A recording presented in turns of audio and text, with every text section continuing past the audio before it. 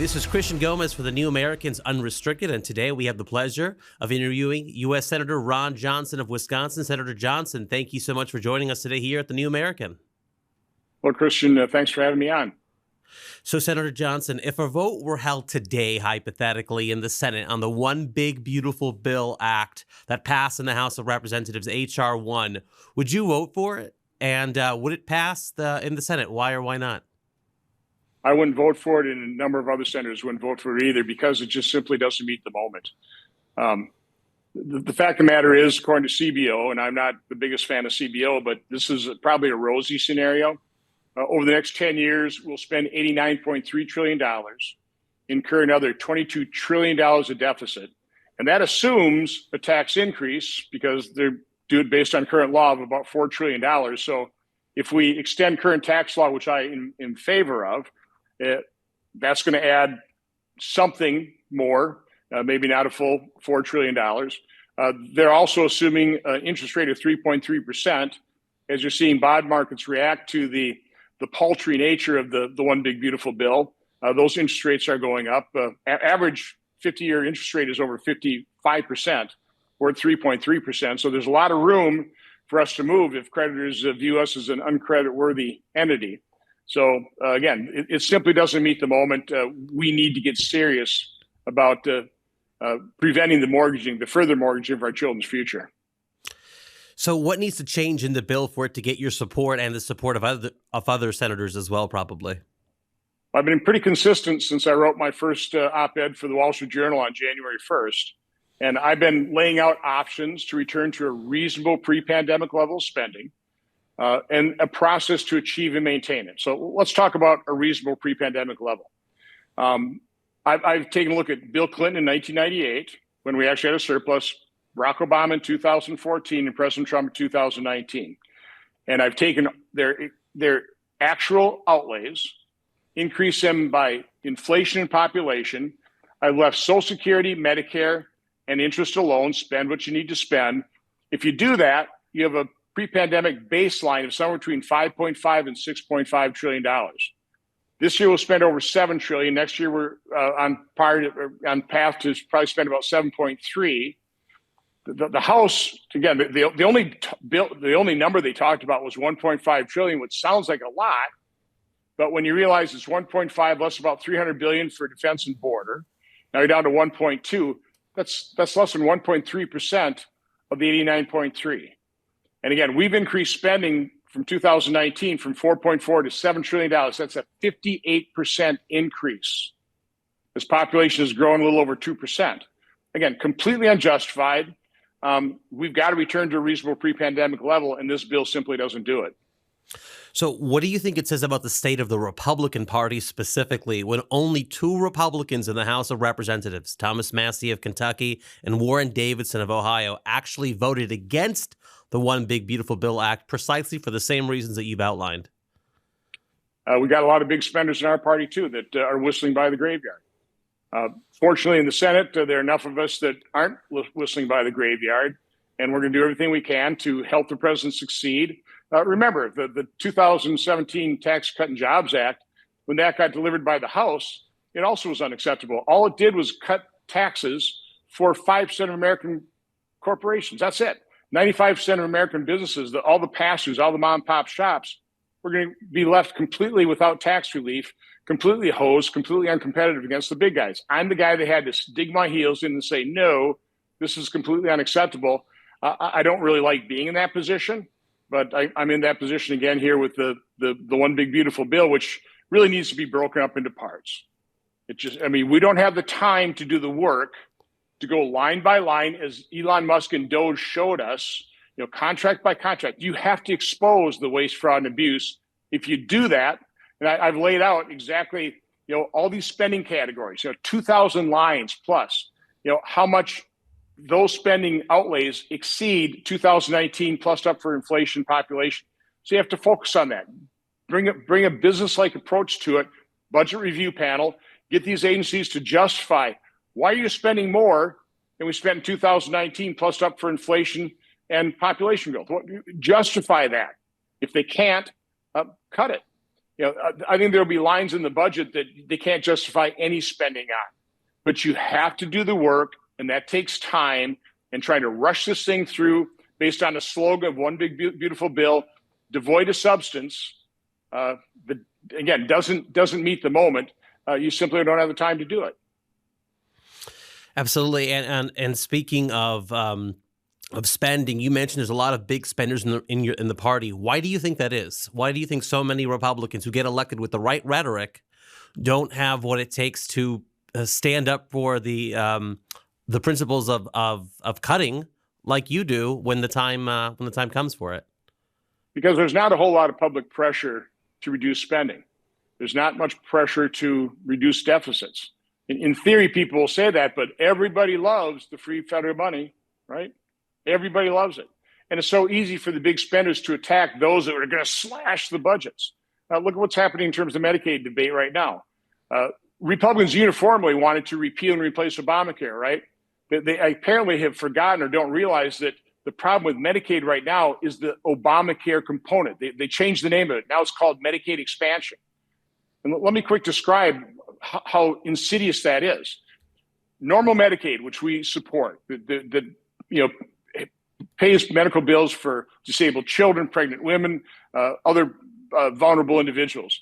For every dollar the state spends on normal Medicaid, the federal government kicks in $1.33. It was a shared responsibility administered by the states, so we needed the states to have enough skin in the game so they would control the process, so they would do everything they can to keep spending under control. For Obamacare, for the Medicaid expansion, for every dollar the state spends, the federal government kicks in $9. So $1 versus $1.33, $1 versus $9. That has allowed the states and providers to game the system. So here's what's happening now, for example, with the provider taxes and provider fees. And I'm just like, this is a personal thing here, okay? It's Christian. It's just like, okay, I've got this guy over here. He's called Uncle Sam. And he knows that I have the capability of extracting money from you. And so I'm going to tell you, I'm going to make you give me $20. Then I'm going to show Uncle Sam that I got $20 from you in the form of taxes and provider fees. It's not healthcare. It's a state-imposed tax. And if I do that, he's going to give me $18. When he gives me that $18, I'll give you your $20 back. And even better, I'm going to allow you to overcharge me on these procedures. I'll let you charge me more for Medicaid procedures than I allow you to charge me for Medicare charges. And we're going to reimburse single, working age, able-bodied, childless adults. We're going to reimburse them 9 cents out of the dollar versus way less for disabled children. I mean, again, it doesn't make sense, but nobody's made that argument, not effectively. Well, at least you are, and we thank you for that, of course. Speaking of the DOGE cuts, you mentioned DOGE a while ago. What do you believe are the implications for the midterm elections if Republicans do not codify those DOGE cuts? And do you think it will have any implications on the race for governor in Wisconsin in this state next year? Well, my guess is our base voters will be every bit as disappointed and disillusioned as Elon Musk is. He did all that hard work. And by the way, if we need to codify those, okay, president has to lead. He's got to twist arms to make sure that those DOGE exposures end up in a rescission package and get voted on and get removed from the budget. But he hasn't done that yet. Beyond that, if we don't do that, the benefit of what DOGE did is exposed how oblivious and clueless Congress is to this waste, fraud, and abuse. Because we never look at it. We don't do the work. We're not going line by line. We're not pressing these agency heads to justify their budgets. We just don't do it. Absolutely. So this morning, Thursday, your colleague, Senator Rand Paul of Kentucky, who also shares your concerns about the spending levels in the One Big Beautiful Bill, he tweeted the following on X. He said, "The big beautiful bill increases military border spending over $300 billion, exceeding most estimates of found of DOGE cuts. The military-industrial complex advocates secretly hijacked the bill to add bloat to the military budget. So will you work with Senator Rand Paul to remove a lot of this massive military spending that exceeds the DOGE cuts, especially given the fact that the U.S. is not currently involved in a constitutionally declared war by Congress? Well, first of all, I do not think we spend defense spending efficiently at all. I would love to see somebody like Eric Prince, who wrote a great column, Too Big to Win, talking about really how to focus our spending on how we're going to fight wars in the future, using drones, that type of thing. So again, I'll never defend how we spend money. I mean, an example of that is during the Ukraine war here, Russia is producing the 155 millimeter shells for about $600 a shell. We get charged $6,000 by the military industrial complex. We're getting hosed. Okay, so that needs to be looked at in terms of border. We need to sharpen the pencil there. In a hearing chaired by Senator Paul, I asked DHS Secretary Noem, justify your $46.5 billion request for border funding, because in the previous Trump administration, we built 450 miles for $6.6 billion. That's about $14.4 million per mile. By the way, I went over to Israel when I was chair of that same committee. They build their fence, very effective fence, for less than $2 million a mile, but so be it. If you take the $46.5 billion request, that would imply building more than 3,000 miles of fence.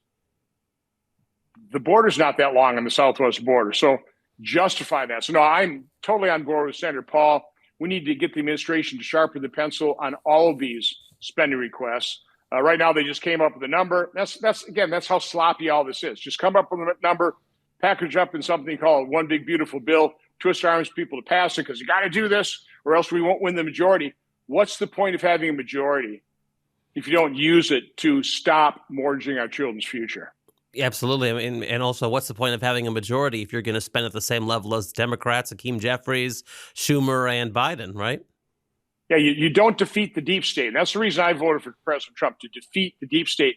You don't defeat the deep state by spending and funding it at President Biden's levels. And that's what the Big Beautiful bill allows. On Tuesday's episode of Steve Bannon's War Room, economist Brian Westbury explained how the Federal Reserve is paying hundreds of billions in interest to private banks. He said on the show about the Fed, quote, they decided to pay banks to hold the money that they printed. So right now we're paying banks 4.5% on over $5 trillion. We're paying private banks $200 billion a year to hold all this cash that the Fed printed, because if they didn't pay them, it would turn into hyperinflation. So now we've created an absolute mess. The Fed's paying banks $200 billion. So commenting on this on X, your colleague and friend, Senator Paul, whom we just mentioned, he tweeted this morning also, next week, I will attempt to get a vote to audit the Fed. You would think every Republican and even a few Dems would want to know why the Fed is paying private banks interest. So will you also join Senator Paul in at least pushing for an audit of the Federal Reserve Bank? Well, first of all, we do audit it. So again, I've never quite understood this call to audit the Fed, because we do audit it. I mean, I've seen it. We just described exactly what they're doing. I'm opposed to that, but I'll go to the root cause of the problem, which is massive government deficit spending. So I'm going to focus my efforts on doing whatever we can to reduce spending to a pre-pandemic level. But as you know, Senator Johnson, if it wasn't for the Federal Reserve printing money out of thin air, it would be impossible to fund this kind of bloated big government. Right. And we know they're doing that. So again, I'll see Senator Paul's proposal, but I think we know what the Fed's doing. We do have audits. They do publish what their balance sheet is. So we know that. Again, so I just don't know exactly what he's talking about in terms of additional auditing and additional information from the Fed. I'm happy to get it. It should be completely transparent. I know Rick Scott is, I think he's got some bills out there to prevent them from paying this. It's locking up capital that could be loaned to other business interests. So no, this is really bad. But the root cause, again, I'm come from manufacturing. I'm not talking about symptoms. I want to actually solve the problem by going and addressing the root cause. The root cause is massive government deficit spending. You know, back in 2023, in a previous interview with the New American, you were asked about how you came to the conclusion that a global elite runs, or at least enormously influences the world. And in part, you answered by recommending that people read the book, The Creature from Jekyll Island, which was originally published by our parent organization, the John Birch Society, and written by G. Edward Griffin. In that interview, you described how the 6 men who boarded the train in 1910 to Jekyll Island in Georgia created what became the Federal Reserve, which of course came into law through the Federal Reserve Act signed by President Wilson in 1913. On March 5th, one of your other colleagues, Senator Mike Lee of Utah, introduced the Federal Reserve Board Abolition Act, S. 869. And in part, that bill reads under Section 2 of the bill, effective at the end of a 1-year period, beginning on the date of the enactment of this act, the Board of Governors of the Federal Reserve and each Federal Reserve Bank are hereby abolished. Then it continues, effective at the end of the 1-year period, beginning on the date of the enactment of this act, the Federal Reserve Act is hereby repealed. Is that something that you're also willing to co-sponsor, given what you know and understand about the Federal Reserve, to completely abolish it? I'll take a look at the piece of legislation. I would abolish all kinds of things the federal government does. So again, how realistic is that?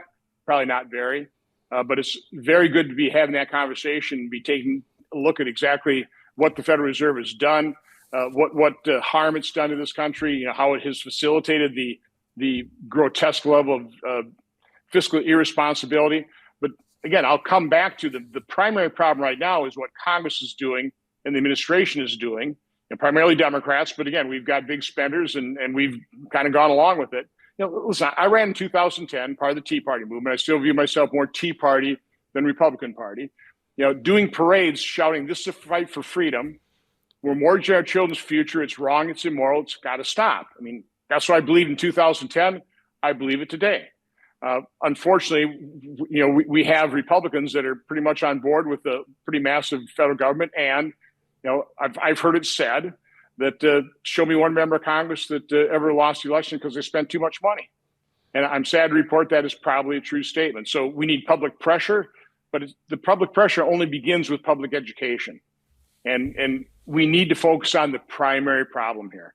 So listen, happy to support these other initiatives for transparency, that type of thing.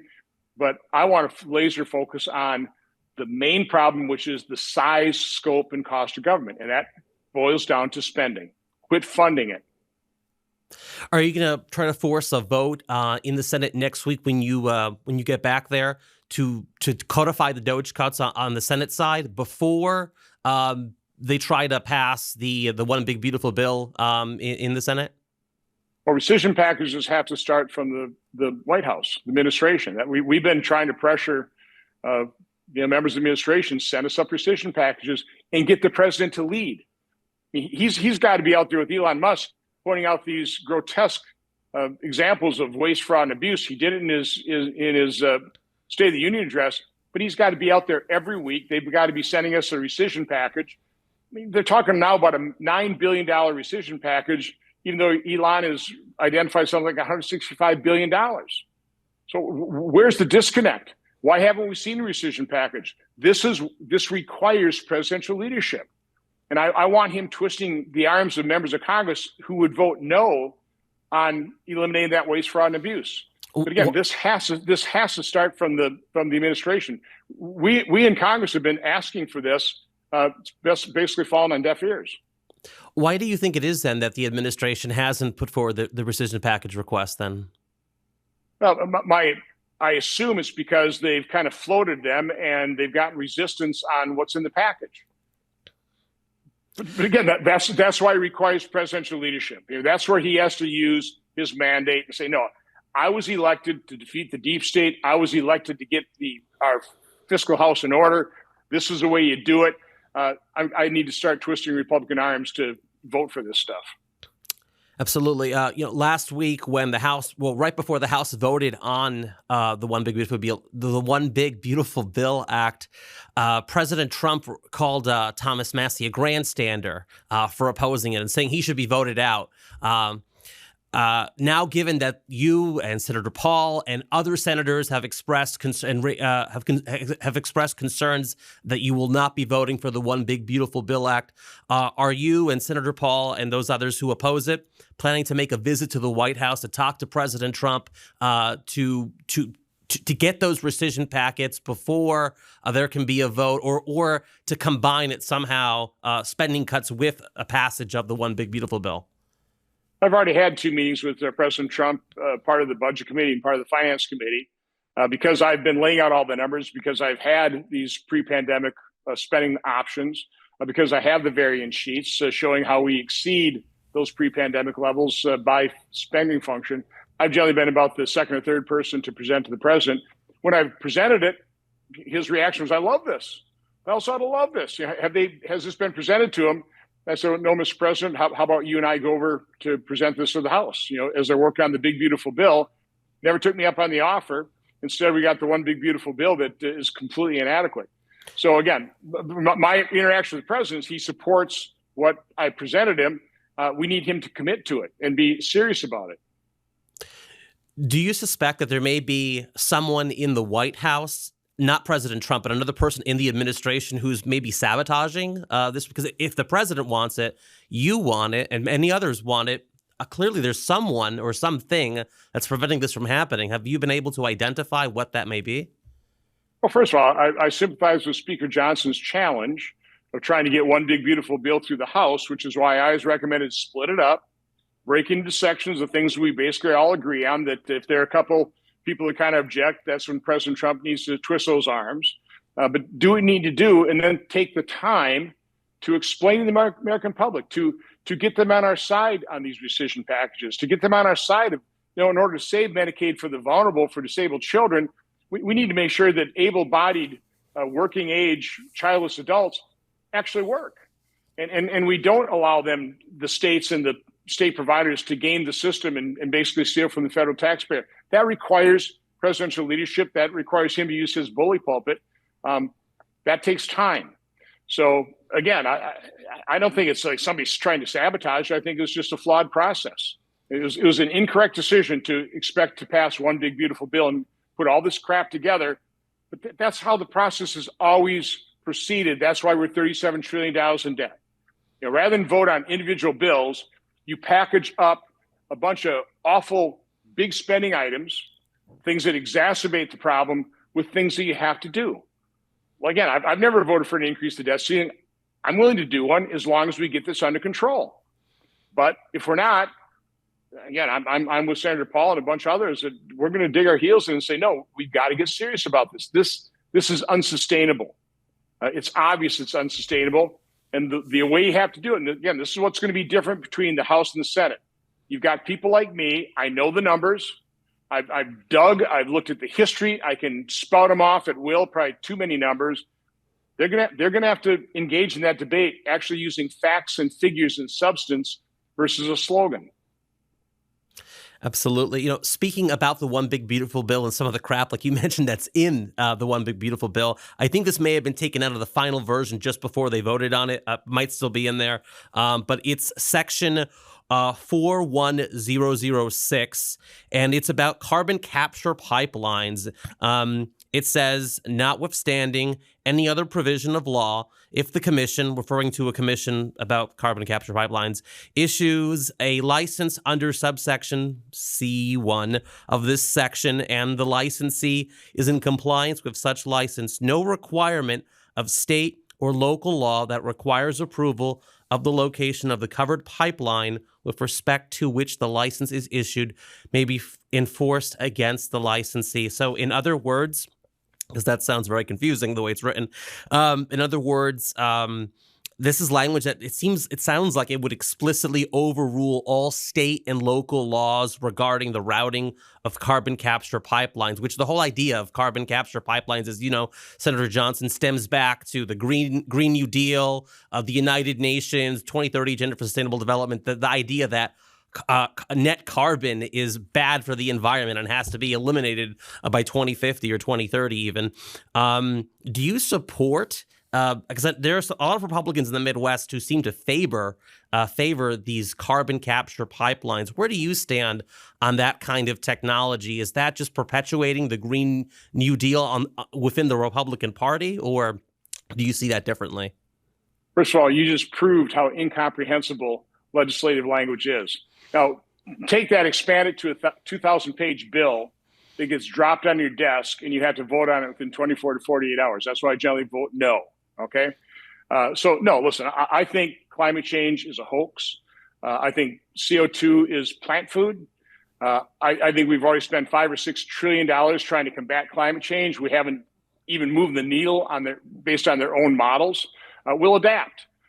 Climate has always changed, always will. So no, this is, climate change has caused us to inflict self-inflicted wounds, driving up the cost of energy. It's harming Germany's economy, for example. We've shut down all these coal-fired plants, making us vulnerable. You're starting to see these brownouts before it even gets hot. We're gonna pay the price for unbelievably stupid public policy. So again, I support nothing when it comes to subsidies for Green New Deals. I mean, it should all be eliminated. Absolutely. Well said, Senator. And of course, a lot of this, the entire idea, the Green New Deal, all the stuff that was being pushed by the Democrats back when Biden was president, even Biden's own slogan, Build Back Better, was a slogan from the United Nations, from Antonio Guterres, the Secretary General of the UN. He would often say, and often probably still does say, that we need to build back better every time he gives a speech around the world. Now, given the fact that a lot of this Green New Deal scam comes from the United Nations before it gets to Washington and then rooted down to the state level, would you support an initiative to remove the United States altogether from the United Nations organization? Because Senator Mike Lee has a bill to do so, S-669, the DEFUND Act, that repeals the United Nations Participation Act of 1945, the UN Headquarters Agreement Act of 1947, and also, you'd probably love this part especially, that would repeal the resolution upon which the U.S. entered the World Health Organization back in 1948. Is that something that you're willing to look at or consider that Senator Mike Lee has introduced to get us out of all of those globalist schemes?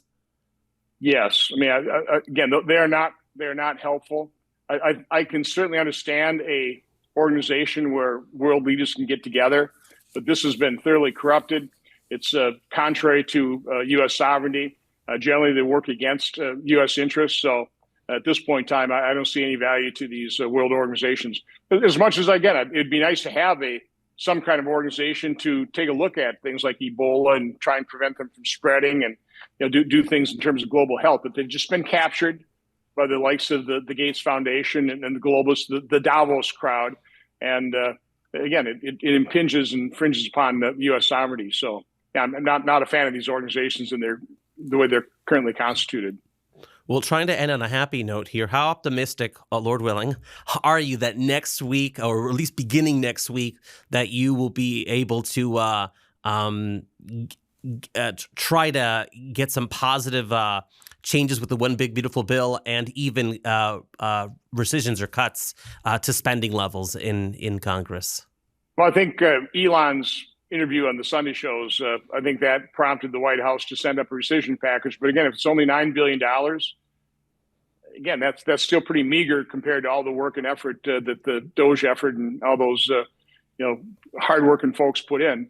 My goal at this point in time is to split this into two parts. That we always should have broken this bill up, done the things we have to do first, give ourselves the time to engage in a process of the line by line, just forensic audit. I mean, I'd love to take the DOGE folks, put them on this effort, bring in some other, 100 or more, hundreds of forensic auditors to go through this, so we understand. Again, we're the largest financial entity in the world. $7 trillion, or in other words, $7,000 billion. I think businesses probably spend more time going through their budget line by line, making their managers justify the spending than Congress does with that $7 trillion budget. That has to end. We have to put the time, we have to put the effort in, we have to hire the staff to do it. and get control over this process. This is completely out of control. As government grows, and it's grown, it threatens our freedoms. 1930, the federal government consumed 3.5% of our economy. This year, it's consuming close to 24. 1930 was the vision of our founding fathers. Local government was 9.1%. Now, total government's consuming 40%. That's a socialist state, and it's not working.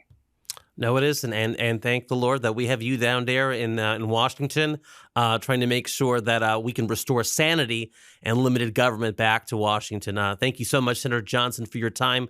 We wish you the best. Safe travels, of course, around the state of Wisconsin, and of course, going back when you do fly back to D.C. So God bless you, Senator, and take care. Thank you for everything that you're doing for us.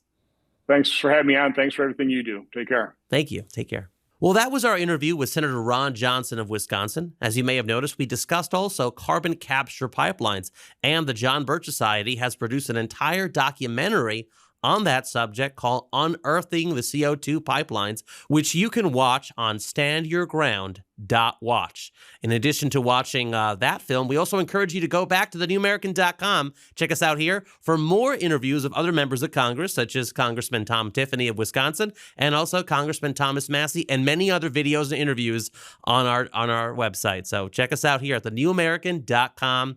And also the John Birch Society for our congressional and legislative scorecards, which you can find at, again, thenewamerican.com/freedom-index and thefreedomindex.org. So thank you so much, and God bless.